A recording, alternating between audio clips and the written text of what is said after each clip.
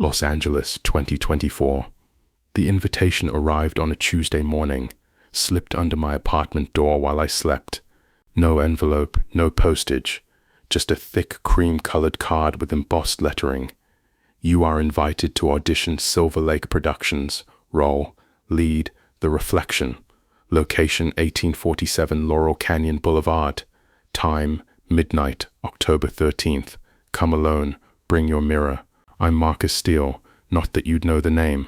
I've been in LA for 7 years, bouncing between extra work, commercial gigs, and the occasional speaking role in indie films that play to empty theaters. At 34, I was starting to accept that making it might never happen. But Silver Lake Productions was different. They'd produced 3 films in the past 2 years, all sleeper hits that became cultural phenomena. Critics called their work transcendent and unnervingly real. Actors who worked with them became overnight sensations. The catch: nobody knew who ran the company. No interviews, no social media, no public appearances. Just a P.O. box and films that appeared in festivals fully formed, like they'd materialized from nowhere. And now they wanted me. The bring your mirror instruction was weird, but Hollywood auditions were full of eccentric requests. I'd once auditioned for a vampire film, where they made us bite raw steaks. This was probably some method acting thing. I grabbed the antique hand mirror I'd inherited from my grandmother, ornate silver frame, glass slightly warped with age, and drove to Laurel Canyon. The address led to an old mansion, the kind built in the 1920s when Hollywood was young and strange. Art Deco architecture, overgrown gardens, windows dark except for a single light on the 3rd floor. The gate was open. A path of white stones glowed faintly in the moonlight, leading to the entrance. I was early, 11:47 p.m., but the front door swung open as I approached. Inside, the air was thick with incense and something else, something metallic. The foyer was lined with mirrors, dozens of them, all different sizes and styles, covering every wall. My reflection stared back at me from 100 angles, and I noticed something unsettling. In some mirrors, my reflection was slightly delayed, moving a half-second after I did. Marcus Steele. I turned. A woman stood at the top of the grand staircase, descending with practiced grace. She was striking, maybe 50, with sharp features and eyes that seemed to hold too much knowledge. She wore an elegant black dress that looked vintage, like something from Hollywood's golden age. "I'm Vivian Cross," she said, extending a perfectly manicured hand. "Producer and creative director of Silver Lake Productions. Thank you for coming. Thanks for the invitation." I shook her hand, ice cold, though I have to admit the timing is unusual. Genius doesn't follow conventional schedules, Marcus. Her smile was pleasant, but didn't reach her eyes. Midnight is when the veil is thinnest, when true performance can emerge. The veil, between reality and what lies beneath. She gestured toward a door at the end of the hall. "Follow me. Your co-star is waiting." Co-star? I thought this was an audition. Chemistry reads are essential. We need to see how you interact with Elena. She led me down a corridor lined with more mirrors. As we walked, I caught glimpses of my reflection behaving strangely, sometimes facing the wrong direction, sometimes blurred, once appearing to mouth words I wasn't speaking. "You brought your mirror?" Vivian asked without turning around. I held up the antique piece. As instructed. "Why do I need it?" "The Reflection is a film about duality, about the person we show the world and the person who exists in the spaces between. Your mirror will help you access that shadow self." We entered a large room, a theater space with a small stage, red velvet curtains, and a single spotlight. Sitting in a chair at stage center was a woman I immediately recognized, Elena Hart. She was one of the biggest stars in Hollywood, an Academy Award winner at 28, known for intense, transformative performances. I'd seen her in everything from prestige dramas to horror films. Seeing her in person, under that spotlight, was surreal. "Marcus," she stood, extending her hand with genuine warmth. "Vivian's told me so much about you. I watched your reel. You have something special, raw and real." I was starstruck and tried not to show it. "Thank you. I'm a huge fan of your work. We'll see if you still are after tonight." Her smile flickered, just for a moment, revealing something underneath. Fear? Warning? It vanished before I could be sure. Vivian clapped her hands once. "Let's begin. Marcus, Elena, please stand facing the mirrors." I noticed them now. 2 enormous standing mirrors had been positioned at opposite ends of the stage, each at least 8 feet tall, their surfaces dark and slightly reflective, even without direct light. "The exercise is simple," Vivian explained, circling us like a director preparing a shot. "You'll each hold your personal mirror and gaze into the standing mirror. When I give the signal, begin the scene. The script is inside you. You'll know what to say. Trust your reflection." "Wait, there's no actual script?" I asked. The best performances come from truth, Marcus, and truth lives in the mirror. Elena caught my eye, and I saw it again, that flash of warning. She mouthed something, "Don't look too long." Before I could respond, Vivian dimmed the house lights. Only the spotlight remained, creating a circle of brightness around us, while shadows pooled at the edges of the stage. "Begin." I raised my grandmother's mirror and looked into the standing mirror before me. At first, nothing unusual, just my reflection holding a reflection, infinite recursion disappearing into darkness. But then I noticed, my reflection wasn't quite right. The angle was wrong, for one thing. I was looking straight ahead, but my reflection seemed to be gazing slightly to the left, at something outside my field of vision, and it was smiling. I wasn't smiling. "Marcus," Elena's voice came from beside me, but it sounded distant, echoed. "Can you see it?" "See what?" "The other side. The place we go when we're not looking." I blinked and suddenly I was speaking, but I hadn't decided to speak. "I've been watching you," my voice said, from behind the glass, "waiting for you to notice me." Elena responded, her voice taking on a different quality, layered as if two people were speaking in unison. "I've always known you were there. In every mirror, every reflection, every moment I turned away. You're the version of me that never compromised, never smiled when I wanted to scream." The words were coming from somewhere else, pouring through us, rather than from us. And the reflections, they were moving independently now. My reflection stepped closer to the glass, pressing its palm against the surface. I could feel a cold pressure on my own hand, even though I hadn't moved it. "Do you want to know what it's like?" my reflection asked through my mouth. "To be trapped in the reversed world, to watch life happen backward while you remain frozen." "Yes," Elena's reflection answered. "Show me." The standing mirrors began to glow, a soft pulsing light from within like a heartbeat. The room around us started to fade, replaced by something else. Another version of the theater, same layout but reversed. The red curtains were black. The walls were lined with photographs, the same photos from the hallway outside. But in these images, the people in the frames had their eyes closed. Or worse, had no eyes at all, just dark hollows. "Excellent." Vivian's voice echoed from everywhere and nowhere. "You're accessing it naturally. Don't fight the transition. Let the mirror world show you truth." I tried to turn away, to break eye contact with my reflection, but I couldn't move. My body was locked in place, and my reflection was doing something I wasn't. It was reaching through the glass. An arm emerged from the surface of the standing mirror, like someone pushing through a pool of mercury. My arm, but not my arm. The hand was my mirror image, the watch on the wrong wrist, the small scar reversed. "Marcus, listen to me." Elena's voice cut through the haze. "Don't let it through. Once it crosses, you can't go back." But Vivian was speaking too, her voice honey-sweet and insistent. "This is the performance of a lifetime, Marcus. Let your reflection out. Let it show the world who you really are, the raw, unfiltered truth." The mirror hand grasped my wrist. It was cold, not physically cold, but cold in a way that went deeper, like having your soul touched by something that shouldn't exist. And then I was being pulled, not physically forward, but somehow sideways, perpendicular to normal direction. The standing mirror wasn't in front of me anymore. It was around me. I was inside the glass, and the world beyond was wrong. I stumbled through and found myself standing on a stage that was and wasn't the one I'd been on seconds before. Everything was mirrored. The exit signs read backwards. The photographs on the walls showed the same people, but their expressions were different. Smiling where they should be serious, screaming in images that had been peaceful. And there were more people now. The seats in the theater were filled with an audience that hadn't been there before. Maybe 50 people, all sitting perfectly still, all watching the stage with unwavering attention. All of them were celebrities. I recognized faces from billboards, from streaming services, from magazines, A-list actors, directors, musicians. But something was wrong with them. They sat too still, their eyes too glassy, their faces frozen in expressions that were almost but not quite right, like masks that didn't fit properly. "Welcome to the mirror dimension." Vivian's voice came from behind me. I spun. She stood at the edge of the stage, but her appearance had changed. The elegant facade was cracking, revealing something underneath, skin that seemed to flicker between solid and translucent, eyes that held depths no human eyes should contain. "What is this place?" My voice sounded wrong, echoed, layered. "This is where the real Hollywood lives, Marcus, where the true stars perform for an audience that matters. Every actor who's ever made it has stood on this stage. They audition in your world, but they perform in ours." Elena appeared beside me, but it wasn't quite Elena. This version moved with unsettling fluidity, her smile too wide, her eyes reflecting light at wrong angles. "I'm sorry," she said, and I heard genuine regret beneath the wrongness. "I tried to warn you. I was like you once, hungry for success, willing to do anything. Vivian found me 7 years ago, made me the same offer." "What offer?" "Stardom, real lasting fame. All I had to do was audition in the mirror, let my reflection out to live my life while I stayed here and performed. She gestured to the audience of frozen celebrities. We all made the choice. We all thought we could control it. Horror crystallized in my chest. The Elena heart in the real world. That's not you. It's me, but reversed. My reflection given flesh. It experiences my life, receives my awards, smiles for my cameras, and I watch from here, trapped behind the glass, performing for them. She nodded toward the audience. I looked closer at the seated figures.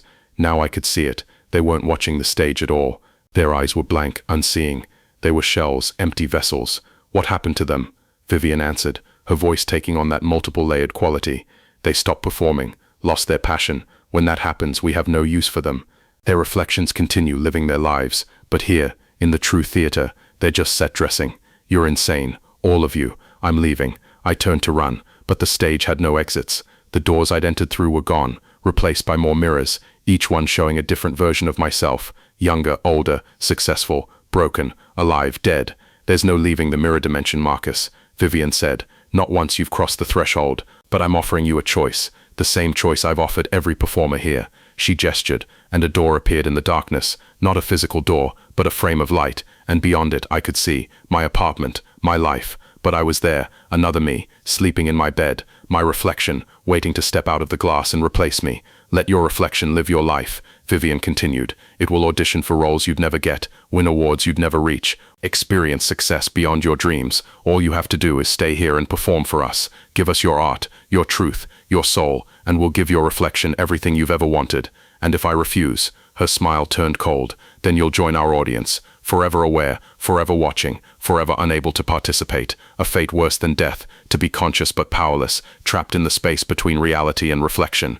Elena grabbed my arm. Don't do it, Marcus. I made that choice, and every day I regret it. My reflection is living my life, but it's not really me. It doesn't love the way I loved, doesn't feel the way I felt. It's just a performance of being human, but it's a perfect performance. Vivian countered. No anxiety, no depression, no self-doubt. Your reflection will be everything you want it to be. Confident, talented, successful. Why cling to this flawed, uncertain self when perfection is possible? I looked at the audience of empty celebrities, at Elena, trapped behind her own success, at Vivian, no longer even trying to appear human, her form flickering between woman and something else, something vast and old that had been feeding on performers' souls for decades.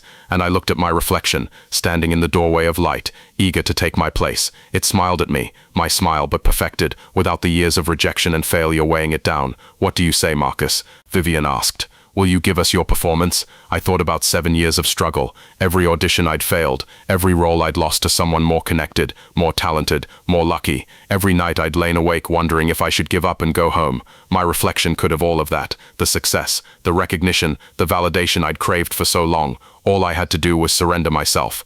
I need to understand something, I said, stalling.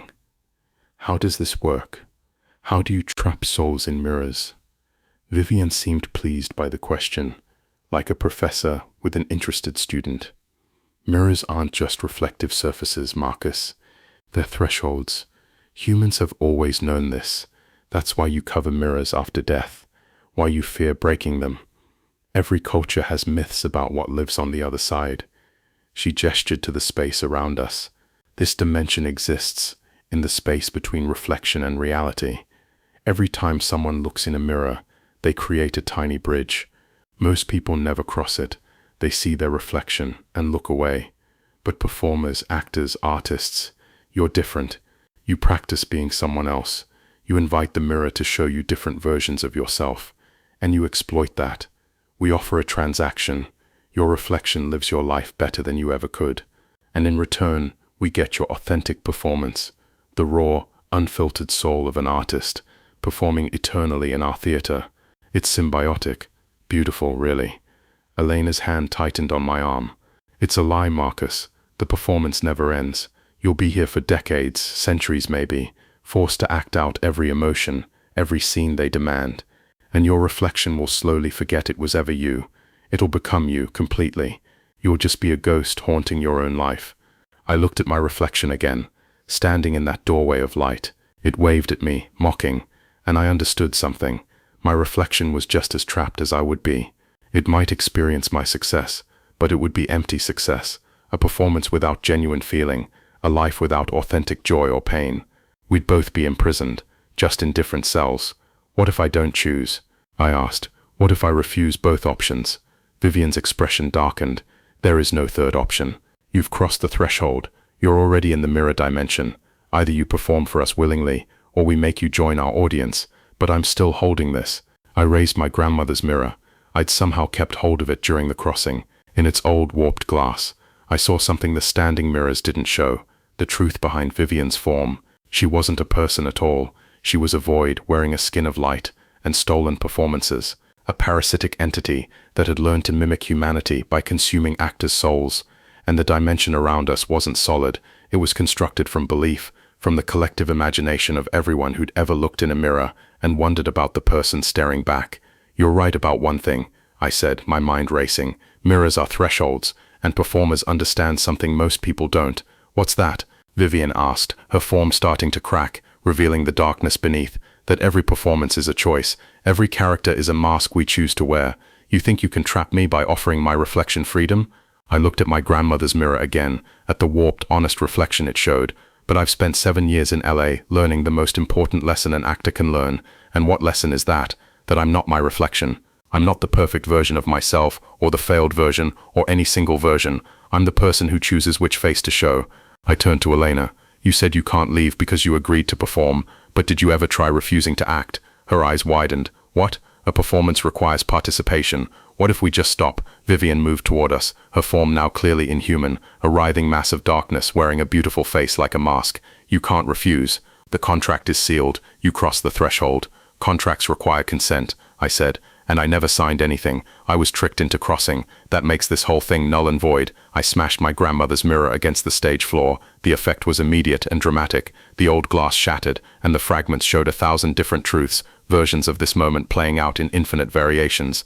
In some I succumbed, in others Elena did. But in one, just one, I saw us walking back through that door, free. You're breaking the threshold, Vivian shrieked, her voice now a chorus of stolen souls. You'll destroy everything. Good. I grabbed Elena's hand and ran toward the doorway where my reflection stood. It tried to block us, but I barreled into it, and instead of hitting a solid form, I passed through like smoke. For a moment, I existed in two places simultaneously, Marcus the person and Marcus the reflection, the boundary between them dissolving. I felt the hunger my reflection had, the desperate need to be real, but I also felt its emptiness, the hollow core where genuine experience should be, and I chose to be the imperfect, struggling, real version, even if it meant failure, even if it meant never making it in Hollywood, because at least it would be my failure, my struggle, my life. The transition was violent, like being pulled through a keyhole backward while the world inverted around us.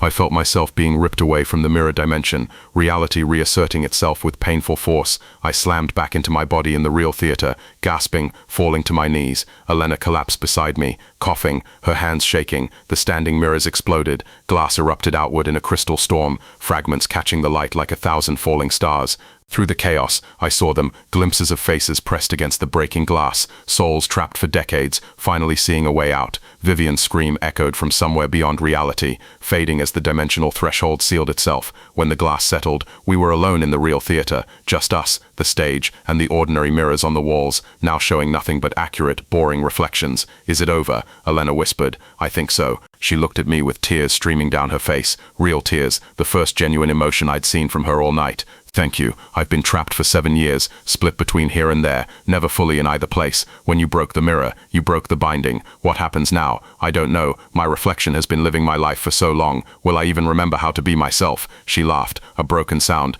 God, what if I'm a terrible actress without the mirror dimension's influence? What if everything I've achieved was just my reflection's performance? Then you'll learn again, as yourself this time. We sat there in the wreckage until dawn, two actors who'd almost lost themselves to the promise of perfection. Epilogue, The Reflection's Revenge. That was 6 months ago. Eleanor Hart disappeared from Hollywood. One day she just stopped showing up to sets, stopped answering calls. The tabloids speculated about a breakdown, a retreat, a secret marriage. The truth was simpler. She was rebuilding herself, learning who she was without the mirror dimension's influence. I never heard from Silver Lake Productions again. Their films stopped appearing in festivals. When I tried to find information about them, I discovered something chilling. They'd existed in cycles. Every 30 years, a mysterious production company would emerge, create a few perfect films, then vanish. The names changed. Silver Lake, Mirror Light Pictures, Threshold Films, but the pattern was always the same. They'd been harvesting performers for nearly a century, and I'd broken their system, but breaking it came with a cost, because sometimes, late at night, I catch movement in my peripheral vision. I'll walk past a mirror and see my reflection lingering for a moment after I've passed. Sometimes it's smiling, sometimes it's not.